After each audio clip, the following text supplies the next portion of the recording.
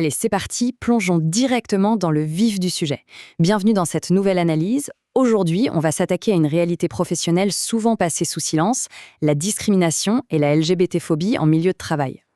L'idée, c'est pas seulement de survoler le sujet, mais véritablement de décortiquer les données récentes pour comprendre les conséquences directes sur les carrières des gens et surtout d'explorer les solutions concrètes qui existent aujourd'hui pour transformer les cultures d'entreprise.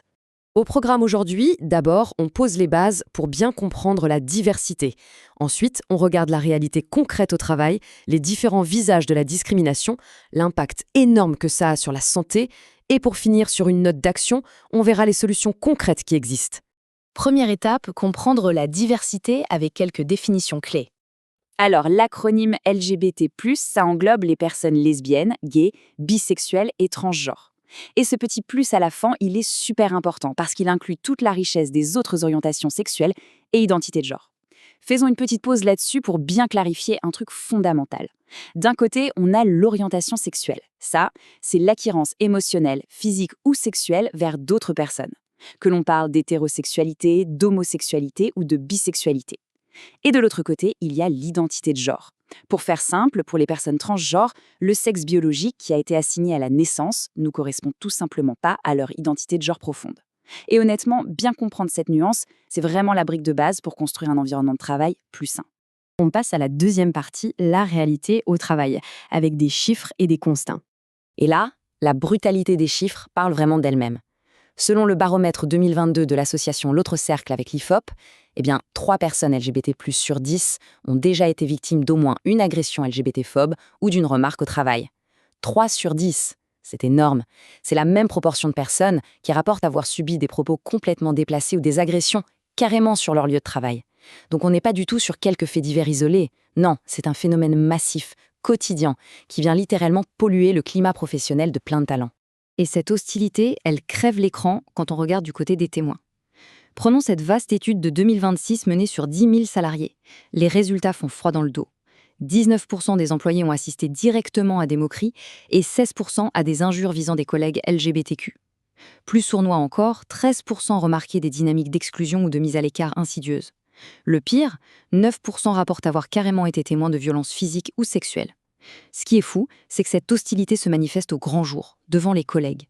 Ça montre l'existence d'une vraie culture de l'impunité, une culture systémique qu'il faut absolument déconstruire d'urgence.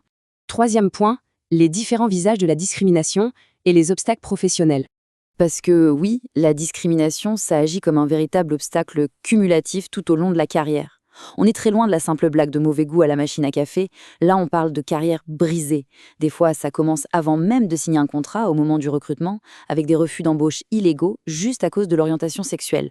Ensuite, pendant l'exercice des fonctions, ça se transforme en inégalité de traitement, en salaire inéquitable ou en harcèlement continu. Après, il y a ce fameux plafond de verre, l'évolution est bloquée, l'accès aux formations est refusé, et tout au bout du chemin, ça peut aller jusqu'à la rupture du contrat, avec des licenciements abusifs qui arrivent souvent juste après un coming out. C'est un parcours du combattant imposé à des gens pourtant qualifiés. Ce qui nous amène logiquement à la section 4, les impacts sur la santé, qui deviennent un véritable enjeu public. Forcément, subir tout ça au quotidien, ça ne s'arrête pas par magie quand on quitte le bureau le soir. La santé psychologique prend le premier coup, on parle d'anxiété sévère, de dépression profonde et d'une perte dramatique d'estime de soi. Et comme toujours, le corps finit par exprimer ce que l'esprit subit, donc on voit apparaître des problèmes de santé physique qui sont directement imputables à ce stress chronique. Imaginons un instant le stress d'avoir à se cacher ou à se défendre sur le qui-vive toute la journée. À ça s'ajoute un sentiment terrible d'isolement social et d'insécurité permanente. Donc on n'est plus du tout dans une simple case ressources humaines, là c'est carrément une urgence de santé publique et une question de droits humains fondamentaux. Et pour vraiment réaliser l'ampleur des dégâts, gardons ce chiffre saisissant en tête, 3. Selon une étude du cabinet Eleas menée en 2026, les victimes de discrimination au travail ont un risque multiplié par 3 de développer des troubles anxieux par rapport au reste de leurs collègues. 3 fois plus de risques. C'est massif. Ça illustre parfaitement à quelle vitesse la toxicité d'un environnement de travail vient s'infiltrer et détruire la santé mentale. Dernière étape, la section 5. On aborde enfin des solutions concrètes, avec des outils et des cadres pour agir. Bon, on respire un grand coup, parce que heureusement, il existe des initiatives marquantes et hyper efficaces pour changer la donne. Regardons la charte d'engagement LGBT+, de l'association L'Autre Cercle. Créée en 2012, ce n'est pas juste un bout de papier, c'est un véritable modèle éprouvé pour insuffler un changement profond de la culture d'entreprise. Aujourd'hui, elle réunit près de 180 grandes organisations publiques et privées. Le résultat, ce sont plus de 2 millions de salariés qui sont directement couverts par des politiques actives d'inclusion. Ça prouve qu'une action structurée, à grande échelle, c'est totalement réalisable et ça fonctionne. Mais dans les faits, pour que ça marche au quotidien, il faut une répartition claire des rôles. Ce n'est pas uniquement le problème de la direction, c'est une responsabilité partagée. D'un côté, les acteurs RH ont la mission d'intégrer formellement cette lutte dans la politique globale et de créer des cadres de soutien officiels. De l'autre côté, les managers et les cadres doivent incarner cette politique tous les jours dans leur façon de diriger l'équipe.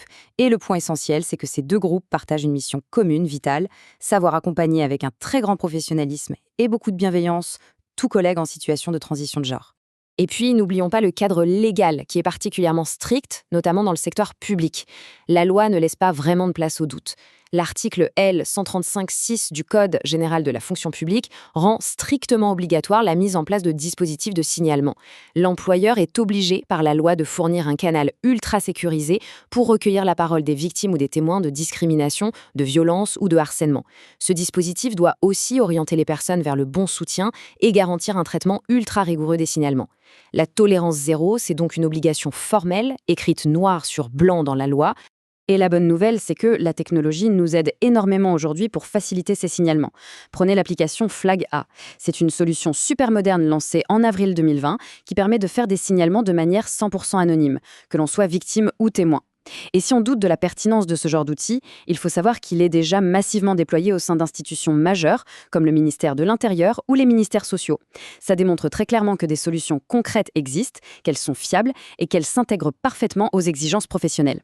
Alors pour conclure cette analyse, face à la clarté de ces chiffres chocs, face à la gravité des impacts sur la santé humaine, mais aussi face à l'existence de ces solutions qui fonctionnent, il y a une vraie question qui se pose.